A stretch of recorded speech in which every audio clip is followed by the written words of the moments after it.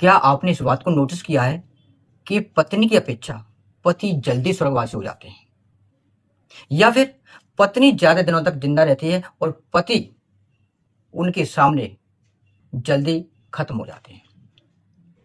यह कोई किस्मत का खेल है या फिर कोई साइंटिफिक रीज़न है? इस बात को मैं इस वीडियो में पूरा बताऊंगा। इस वीडियो को आप स्किप ना करें, पूरा विश्लेषण करूंगा मैं। आप इस बात को देख सकते हैं, आप आजू बाजू में, रिश्तेदारों में, सभी जगह आप एक नज़र डाल के देखिए। मैंने भी नज़र डाल के देखा है, तो मैंने इस बात को नोटिस किया है और उसके आधार पर जो मैंने विश्लेषण किया है, उसके आधार पर मैं ये कह सकता हूं कि आज पत्नी की अपेक्षा जो पति हैं वो जल्दी स्वर्गवासी हो रहे हैं। तो इसी पर हम आज बात करते हैं कि ऐसे कौन से कारण हैं, ऐसे कौन से रीजन हैं, या फिर कोई किस्मत का खेल है। शुरू करते हैं इस वीडियो को। हाँ, ये बात सच है कि पति पहले खत्म हो रहे हैं। इसका सबसे पहला कारण है बायोलॉजिकल रीजन।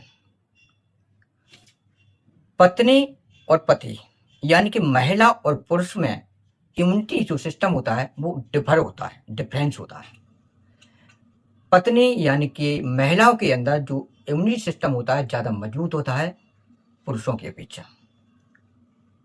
जैसे कि पति और पत्नी को एक ही बीमारी है, जैसे हार्ट की प्रॉब्लम है, दोनों का इलाज बराबर चल रहा है, दोनों की दवाई बराबर चल रही है, दोनों का खान पान बराबर चल रहा है, लेकिन रिकवरी पत्नी जल्दी कर रही है, लेकिन पति जल्दी रिकवरी नहीं कर पा रहा है।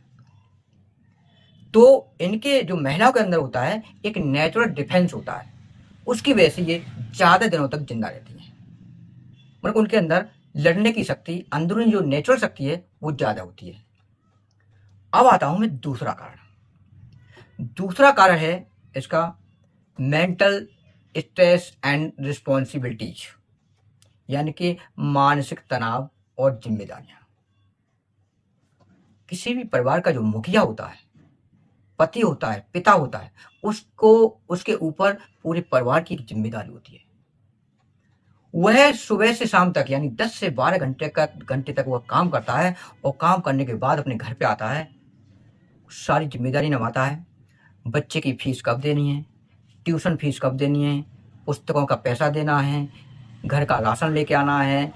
अगर व्यक्ति ने कोई लोन ले रखी है या फिर कोई गाड़ी लोन पे ले रखी है तो उसकी ईएमआई का भी उसको ध्यान रखना पड़ता है।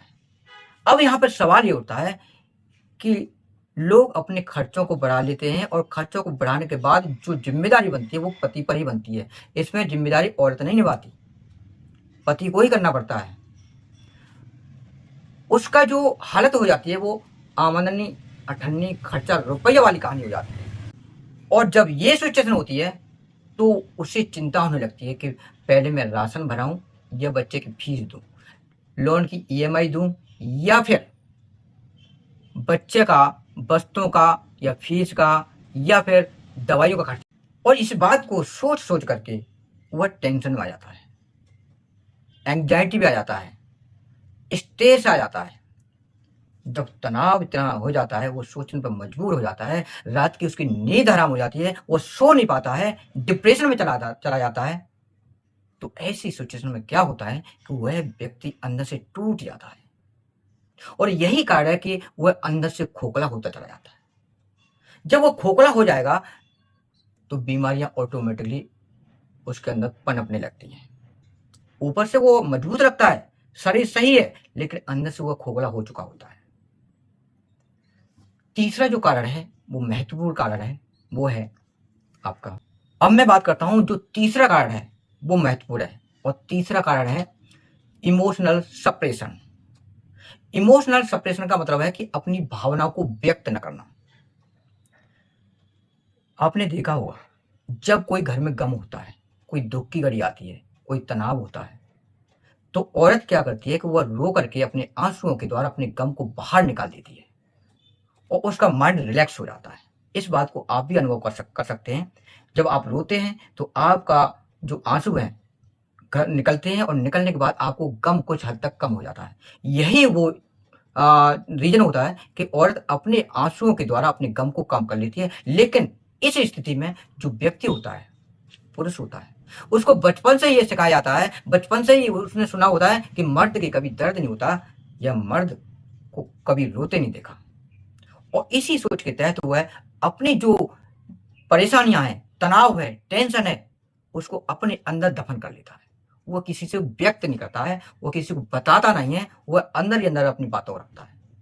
इस बात को एक एग्जाम्पल द्वारा मैं समझाने की कोशिश करता हूं।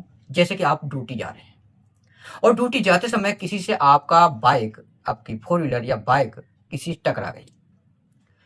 अब आपकी जो बाइक टकरा गई और सामने वाला जो व्यक्ति है उसने आपको गाली दी।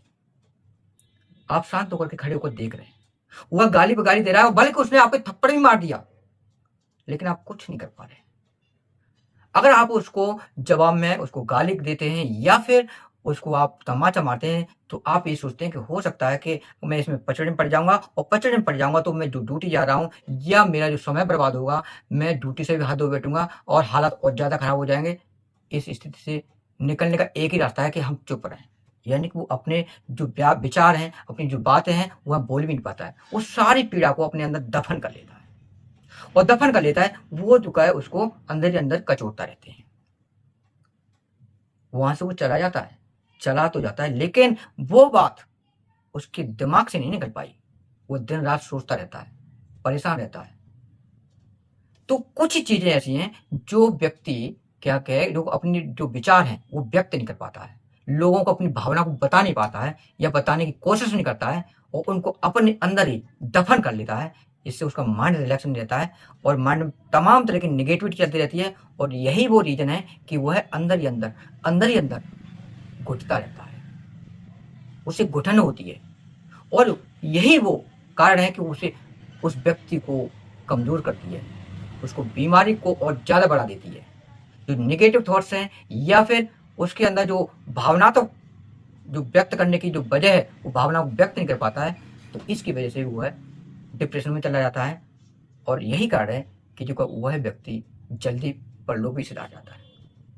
तो ये मैंने 3 कारण बताए हैं, और 3 कारण में हो सकता है कि आप भी इस वीडियो को आप अपने आप से रिलेट कर सकते हैं, जोड़ सकते हैं। तो मेरा सवाल ये है कि आपको भी इस बात का अनुभव है या आपने नोटिस किया है कि आपके आजू बाजू में, आपके रिश्तेदारी में, आपके भाइयों में, आपके बाबा, परबाबा या परिवार में क्या नोटिस किया है कि आपके यहाँ पर भी पति पहले चले गए, यानी पुरुष पहले चले गए और पत्नी जिंदा है?